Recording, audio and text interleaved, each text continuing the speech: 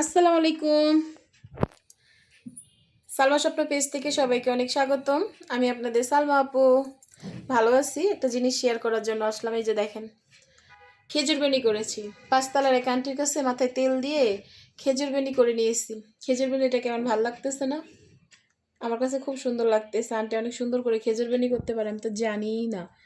এখন থেকে মাঝে মাঝে আন্টিকে যাই বিরক্ত করব। বগুড়ার আন্টি। আর খাচ্ছি হয়েছে বড়ই। আর মুখের মধ্যে এক গাদা ক্রিম মাখছি বোরনের কালো দাগ আর মেস্তার জন্য। এখন নিজেকে একটু টেক কেয়ার করতে হবে, একটু ফিট রাখতে হবে, নিজেকে সুন্দর রাখতে হবে গুছায়। কারণ এমনি হাইকোর্টে রায় হয়ে গেছে, পুরুষ দ্বিতীয় বিয়ে করতে গেলে প্রথম বইয়ের অনুমতি লাগবে না। কপাল আর ভাগ্য পোড়ানো যাবে না, এই জন্য একটু পরিপাটি হয়ে থাকতে হবে। আপুরা সবাই পরিপাটি সুন্দর হয়ে থাকবেন, তাহলে ভাইয়েরা আপনাদের রূপে মুগ্ধ হয়ে আর দ্বিতীয় বিয়ে করার চিন্তা ভাবনা করবে না। কি ঠিক বলেছি তো? আর রাতে এখন শুয়ে পড়বো।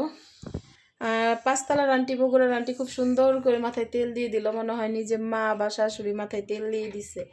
নিজের শাশুড়ি তো নাই, মা থাকতেও মা নাই। এই জন্য কি একটু আদর করলে মনটা না নরম হয়ে যায়, গলে যায়। আর বেনি করে রবারটা দেই নাই, রবার্ট খুঁজে পাচ্ছি না। রবার্ট খুঁজে বের করে, রবার্ট কোথায় আছে? আর এই তো এখন শুয়ে পড়বো লাইট অফ করে। রোহানের আব্বু রেগে ফায়ার।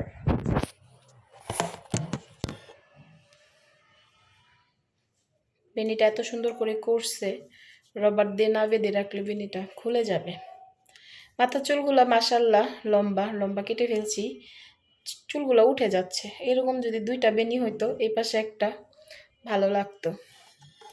কিন্তু দুঃখের বিষয়, চুল নাই, চলে গেছে।